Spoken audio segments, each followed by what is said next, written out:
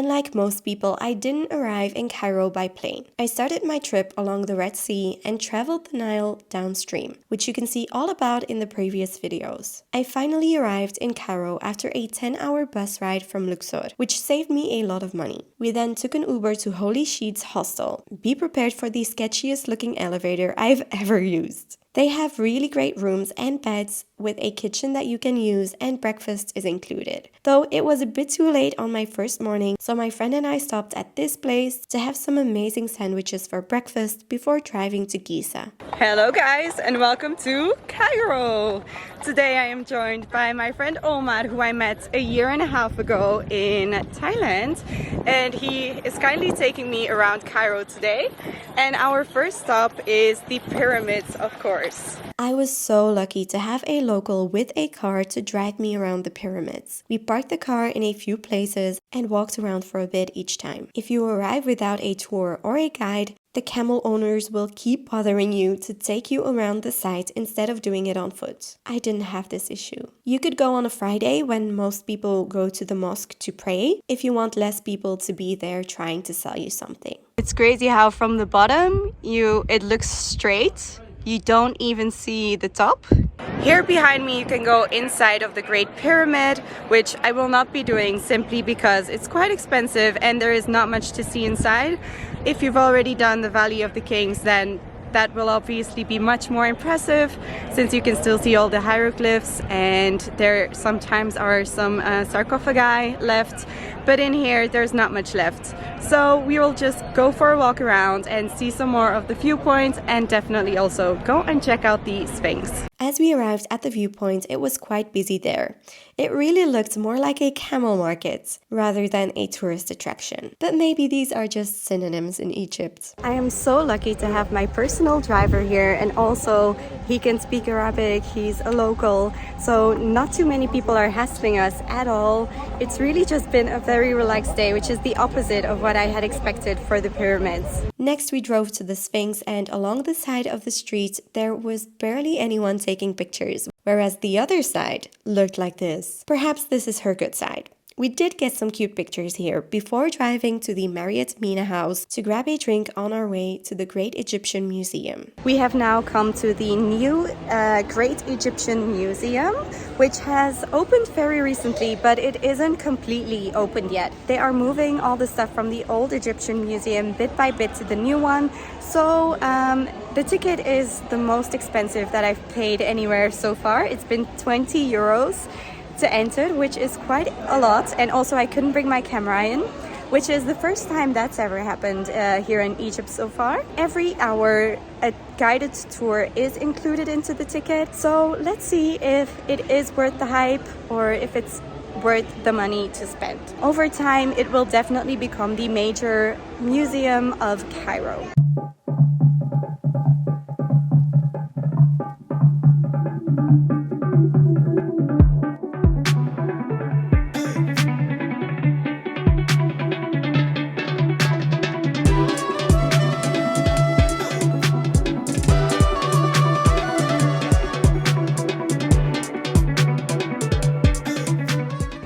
So the tour is done, and it is pretty much just this staircase that is open yet. So I would recommend you to wait until the big opening to actually visit it, because for now, yes, it was an interesting tour, but we didn't really get to see anything. So I would definitely recommend you wait to visit Egypt until this museum is completely finished. Until then, I don't know if it's really worth the 20 euros. Our next stop was the Khan el Khalili Bazaar. We wanted to have lunch around here and stumbled upon this old authentic restaurant. They had lots of amazing food and we tried a few different bits. My main course was so big that I needed a doggy bag, and they even put the bread in the doggy bag, so I had another 2 whole meals the next day. We strolled through the market some more, and I wish I would have gotten a pashmina or some silver jewelry to remember my trip by.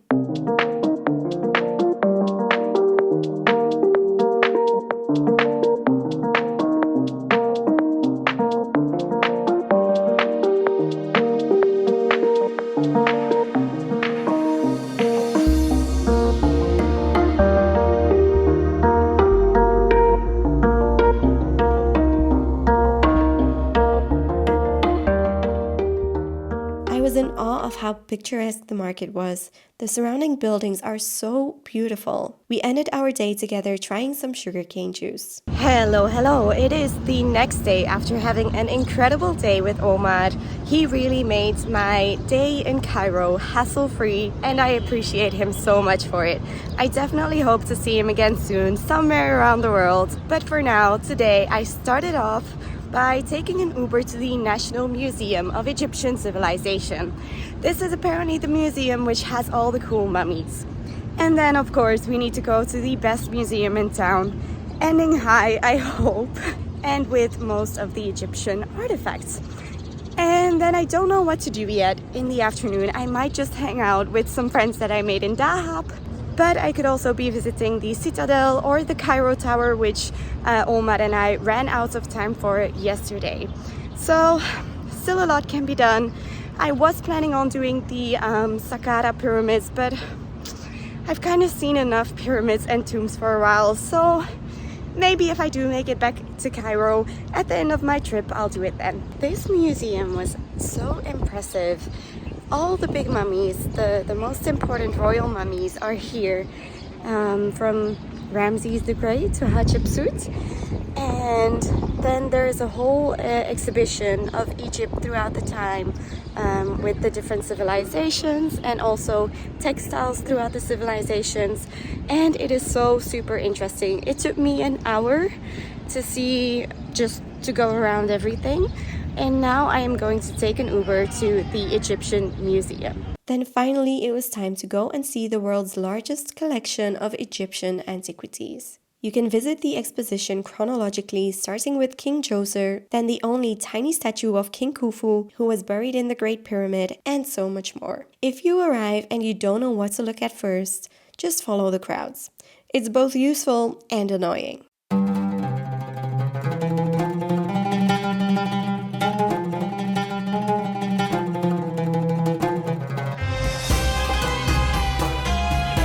I had some art history classes back in the day and I was obsessed with what I was learning there. Nefertiti's husband, Akhenaten, is known as the one who broke the mold of thousands of years of Egyptian art, so I loved seeing this section about him.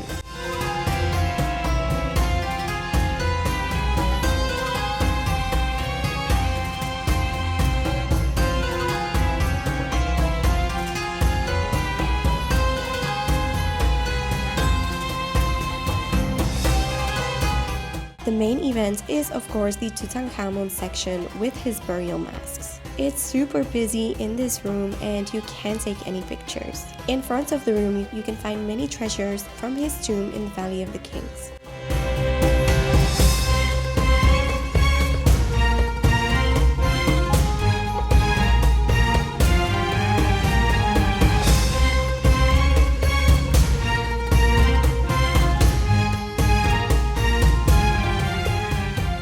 Don't miss out on the animal mummies that are a bit hidden away, and you can find artifacts from the Greco-Roman period as well, like a copy of the Rosetta Stone that helped decipher hieroglyphs. When traveling to Egypt, I'm assuming that you will arrive in Cairo. So, before you arrive, I think there are a few things that you could do in order to prepare for your trip. Most of them I will talk about in my just general Egypt travel guide.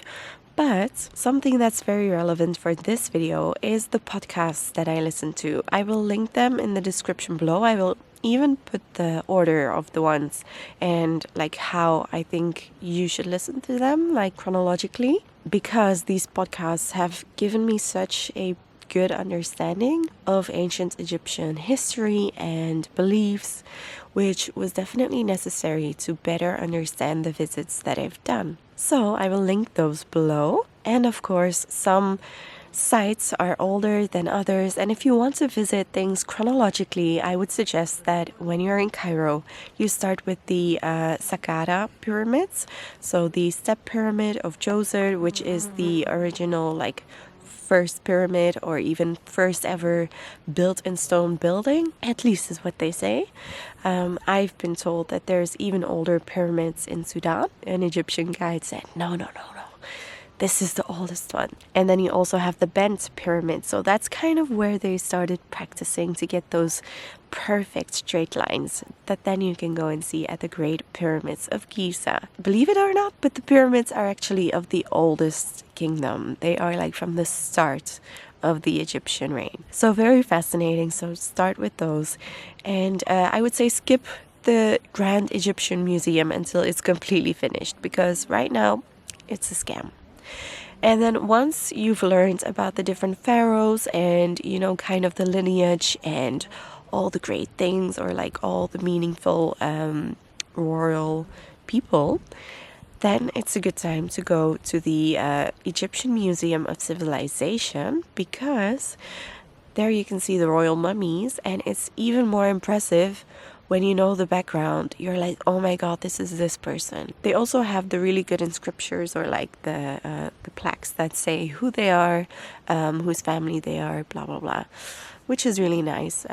But it's so much more impressive once you know who they are. Also try to go as soon as it opens, because you just have a moment with the person alone, and I mean, you're in their grave after all. It just feels more serene. And then of course also the Egyptian Museum, which was so busy, but yeah, you need to go. Once you've seen like some pyramids and you've seen the mummies, then it's time to go and see what else was in the tombs, and also see like the tiny statue of King Khufu, who the Great Pyramid was for, and so on and so forth. I will talk about the rest of my itinerary and what I think you should do first or after, so definitely stay tuned for that big Egyptian travel guide. In Cairo, you can end with the Coptic or the Catholic part of Cairo, which came like quite a bit after, even after the Greco-Roman period. And I wanted to go there with my friend. He wanted to take me there, but it was the Christian Easter holiday, so we couldn't get through. We wanted to visit one of the biggest churches in Cairo. Very impressive. But yeah, we didn't get there. It was too busy, but it was still super fascinating to see. And this one was located in the area or the neighborhood where a lot of the recycling of the city is done. So me coming from a sustainability background, I was obviously just also interested in that. And then of course, don't forget to do your shopping maybe at the end of your trip at the Crown Bazaar or the Khalili Bazaar, where you can find so many beautiful souvenirs. Apparently it's a good place to buy real silver, and it's just such a beautiful place as well, like surrounded by these beautiful old buildings. It's very picturesque. My friend visited it in the evening as well, which looks super cozy with all the lanterns that are on, but it can definitely be intimidating to haggle. As I always say, start with like 1/5 of the price and see how low you can keep it. And that is it for this video, guys. I hope you've enjoyed it. If you want to see what the best overnight trip from Cairo is, then stay tuned, because this video is coming up next, and this is one of the best things I've ever done, which says a lot. So if you like this video, give this video a thumbs up, subscribe if you don't want to miss the next video, and then I hope to see you in the next one. Bye.